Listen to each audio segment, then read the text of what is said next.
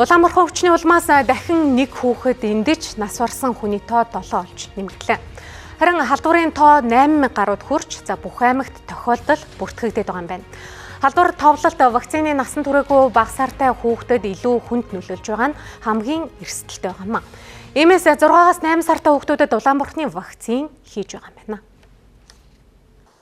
Улаанборхон өвчний халдварт гол төлөө 10-аас 14 насны хүүхдүүд өртөж байна. Харин 10,000 хүүхэд тутмын 80 гаруй нь тэгээс 6 сартай буюу вакцины насанд хүрээгүй хүүхдүүд эзэлж байгаа юм.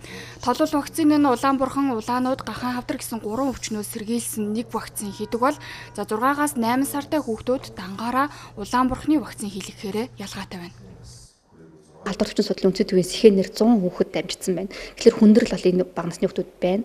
Тийм учраас эцэгчүүд бид нар хүүхдэд хамгаалах үүднээс 6-аас 8 сартай хүүхдүүдэд вакцинд хамруулах нь. Хэрвээ та 6-аас 8 сартай хүүхдүүд вакцинд хамруулахгүй гэж бол гэр бүлийн бусад гишүүд вакцинд хамрагдаж гаднаас халдвар тээж орж ирж хүүхдэд өвчин тараахаас сэргийлэх ийм боломжтой гэсэн үг. 6-аас 8 сартай хүүхдэд вакцин хийлгэхэд сөрөг нөлөөлөл гарах эрсдэл. Ямар нэгэн сөрөг нөлөөлөл байхгүй. Ягаад гэвэл бид нар энийг анхудаа хийж байгаа биш. Хурдан ч гэсэн олон дэглэлтүүдийн үед бас ингэж хүүхдүүдэд хамгаалж ирсэн.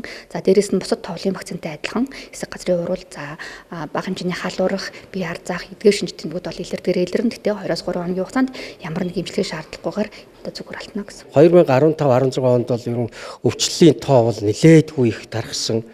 Бид 130 гаруй хүүхдүүдэд эндэж алдсан байхгүй юу. Тэгээ тэр үеийг давсан сайн дуршлага юу байна вэ гэхээр вакцин. Вакцинаас өөр хамгаалж байгаа зүйл байхгүй. Тийм учраас өнөөдөр бид вакцинжуулалтаа яаж улам эрчимжүүлэх үү гэдэг тал дээр өнөөдөр засгийн газар дээр бас бид ярьлаа.